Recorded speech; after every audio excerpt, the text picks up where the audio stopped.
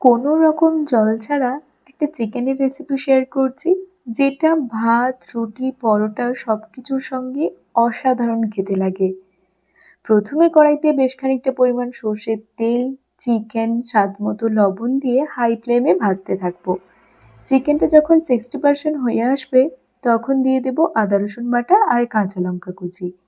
এখন ফ্লেমটা একটু কমিয়ে হালকা আঁচে ভাজবো।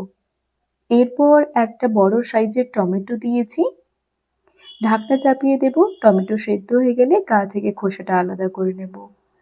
এরপর ভালো করে এটা কিছুক্ষণ কষিয়ে নেব। যখন একদম মাংসটা হয়ে আসবে, তখন সবশেষে ধনেপাতা কুচি, গোলমরিচের গুঁড়ো আর আদার জুলিয়েন পিসগুলো দিয়ে গার্নিশিং করব। ব্যাস, এরপর নামিয়ে গরম গরম রুটি পরোটার সঙ্গে বা রাইসের সঙ্গে সার্ভ করুন। আর রেসিপিটি কেমন লাগলো অবশ্যই জানিও।